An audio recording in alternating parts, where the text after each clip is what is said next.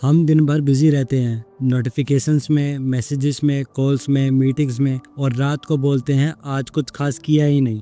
Deep work यही सवाल पूछती है, अगर दिमाग हर समय बिखरा रहे तो सक्सेस आखिर कहाँ से आएगी। आज की दुनिया में फोकस सबसे रेयर चीज बन चुकी है। पैसा नहीं, टाइम नहीं, टैलेंट नहीं, ओनली फोकस। हम खुद को मल्टीटास्किंग का चैंपियन समझते हैं, लेकिन सच ये है कि हम बस अटेंशन को छोटे छोटे टुकड़ों में बर्बाद कर रहे हैं। कॉल न्यूपोर्ट की डीप वर्क इसी भ्रम को तोड़ती है। ये किताब बताती है कि असली काम वो होता है जो शांति में, बिना डिस्ट्रैक्शन के, पूरे दिमाग के साथ किया जाता है। हम सुबह उठते हैं और सबसे पहले फोन उठाते हैं, मैसेजेस, रील्स, नोटिफिकेशंस, और यहीं से हमारे दिमाग बिखरना शुरू हो जाता है। फिर हम कहते हैं कि आज फोकस नहीं बन पाया। डीप वर्क कहती है कि फोकस कोई मूड नहीं है जो अपने आप आ जाए। फोकस एक स्किल है और स्किल्स प्रैक्टिस से बनती है। अगर आप रोज डिस्ट्रैक्शन को चुन रहे हो तो दिमाग को फोकस की ट्रेनिंग कब मिलेगी। ये किताब एक साफ बात कहती है, शैलो वर्क और डीप वर्क में फर्क समझो। शैलो वर्क वो है जो बिजी दिखता है लेकिन असल में वैल्यू कम देता है।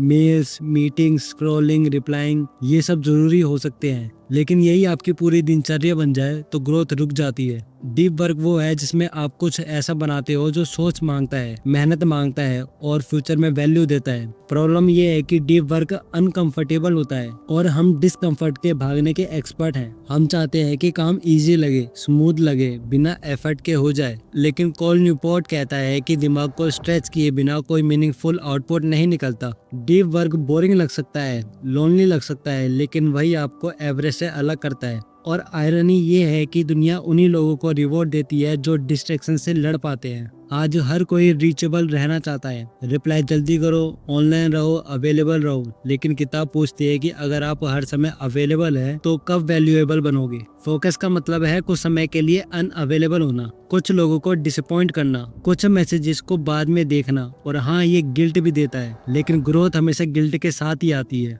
दिमाग ये भी बताती है कि फोकस एक्सीडेंटल नहीं होता, इंटेंशनल होता है। आपको खुद डिसाइड करना पड़ता है कि कब फोन दूर रखना है, कब नोटिफिकेशन ऑफ करनी है, कब एक ही काम पर बैठना है। अगर आप इन्वायरमेंट कंट्रोल नहीं करोगे तो इन्वायरमेंट आपको कंट्रोल करेगा, और आज का इन्वायरमेंट डिस्ट्रैक्शन के लिए ही डिजाइन किया गया है। कॉल न्यूपोर्ट एक इंटरेस्टिंग बात कहता है कि बोर्डम भी जरूरी है। हम बोर्डम से इतना डरते हैं कि हर खाली पल में फोन निकाल लेते हैं, लेकिन डीप वर्क की कैपेसिटी बोर्डम सहने से आती है। अगर आप हर मिनट स्टिमुलेशन चाहते हो तो दिमाग कभी गहराई में नहीं जाएगा। फोकस वही बनता है जहां आप कुछ देर बिना एस्केप के बैठ सकते हो। किताब ये इल्यूजन भी तोड़ती है कि बिजी होना इज इक्वल टू इम्पोर्टेंट होना। हम खुद को बिजी दिखाने में इतने लगे रहते हैं कि असली काम पीछे छूट जाता है। हम दिन के अंत में थक जाते हैं लेकिन सेटिस्फाइड नहीं होते। डीप वर्क कहती है कि थकान प्रोडक्टिविटी का प्रूफ नहीं है, आउटपुट है। एक और स्ट्रॉन्ग आइडिया ये है कि डीप वर्क रेयर है और इसलिए वैल्यूएबल है। जो चीज रेयर होती है वही मार्केट में ज्यादा वैल्यू रखती है। आज जब हर कोई डिस्ट्रैक्शन से डूबा है तब फोकस रखना खुद में एक सुपर पावर बन गया है। अगर आप ध्यान से पूरी कंसंट्रेशन के साथ काम कर सकते हो तो आप ऑटोमेटिकली अलग दिखोगे। किताब ये भी साफ करती है कि डीप वर्क कोई लग्जरी नहीं है, ये नेसेसिटी है। खासकर अगर आप क्रिएटर हो, स्टूडेंट हो, राइटर हो, प्रोग्रामर हो, या कुछ ऐसा करते हो जहाँ थिंकिंग की जरूरत है। अगर आप सिर्फ रिएक्शन मोड में जियोगे तो कभी क्रिएशन मोड में नहीं आ पाओगे। डीप वर्क ये भी सिखाती है कि फोकस का मतलब परफेक्शन नहीं है, इसका मतलब है कि आप डिस्ट्रैक्शन के बावजूद बार बार काम पर लौटते रहो। आपका दिमाग भटकेगा, ये नॉर्मल है, फर्क बस इतना है कि आप उसे वापस लाते हो या नहीं।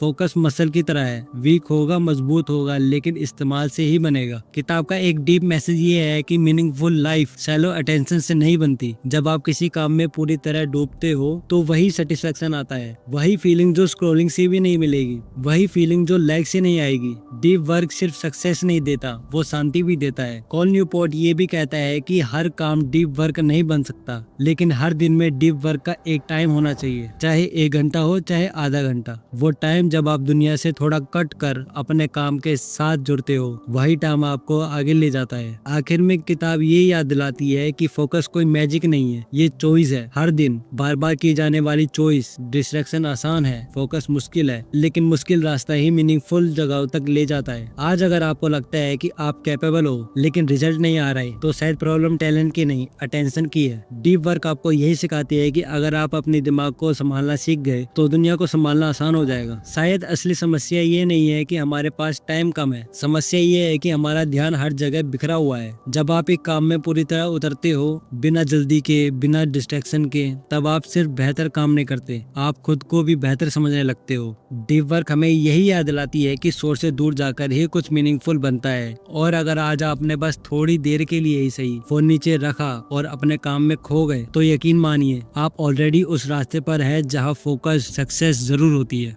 तो बस आज की वीडियो में बस इतना ही। अगर आपको वीडियो थोड़ी सी पसंद आई तो वीडियो को लाइक कर देना। अगर आप मेरे चैनल पर पहली बार आए तो चैनल को सब्सक्राइब कर देना और कमेंट करके जरूर बताना कि आपको कौन सा पॉइंट अच्छा लगा।